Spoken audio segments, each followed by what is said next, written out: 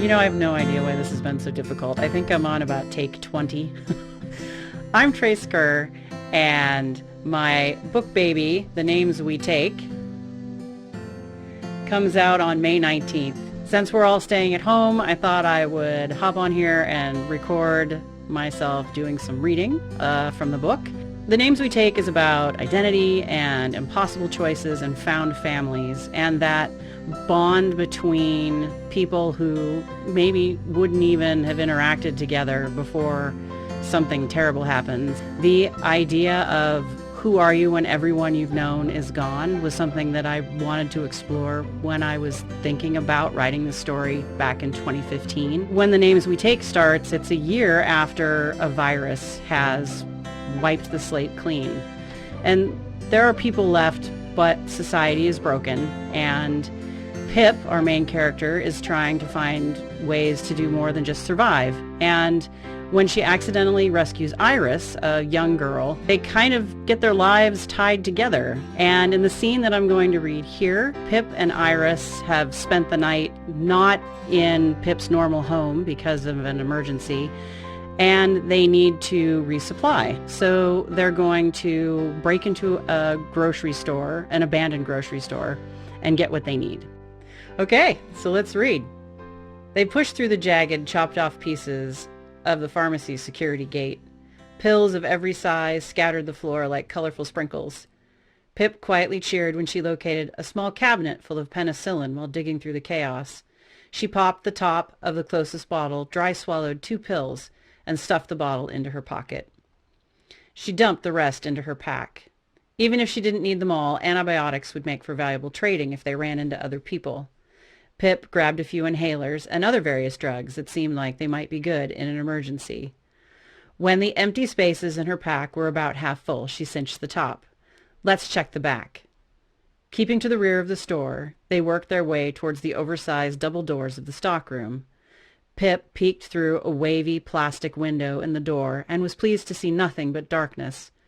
Pushing against the rubber gasket, she held the door open for Iris and silently closed it behind them. Torn piles of plastic tangled on the floor. Waves of the shiny material led towards the storage area. The warehouse had been looted, boxes ripped open, their contents spilled onto the floor. Pip shined her light along the scaffolding used to hold the supplies needed to restock the store shelves. Jackpot! She cheered. None of the survivors had risked climbing for food that needed to be retrieved with a forklift.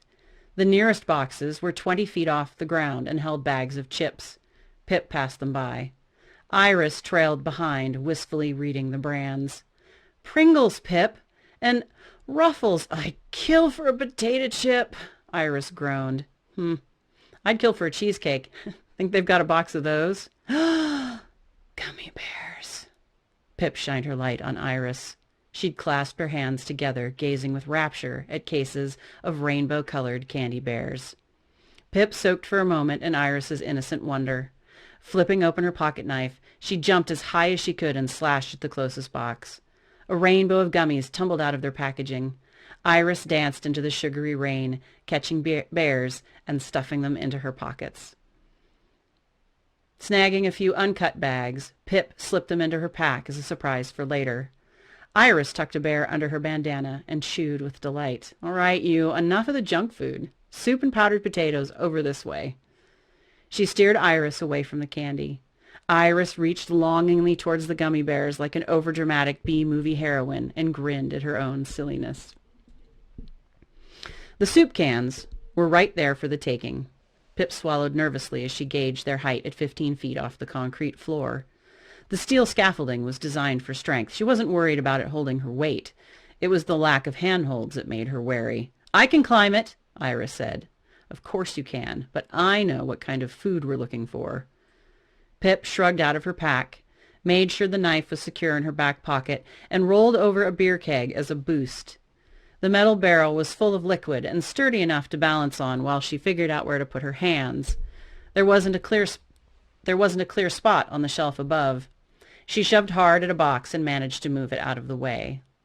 Satisfied she'd made enough room to stand, Pip reached for the scaffold. The metal pipe was rough. Barbed ridges of metal bit into her palms as she pulled up and hooked a leg over the bar. She grunted with effort, and something in her bullet wound tore. It was a struggle, but she managed to get her body onto the shelf. "Not pretty," she puffed. "But you're up," Iris said. "It's embarrassing how surprised you sound."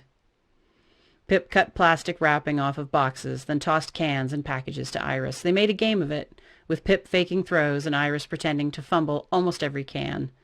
After a while, Iris tugged the bandana off her sweaty face and took a deep breath. "It doesn't smell bad in here." Pip pulled her bandana down and enjoyed the cool air on her cheeks. "Yes, it does. You just can't smell it anymore. Either way, I don't care."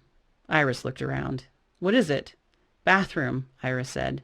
Pip shrugged. "Pick a corner."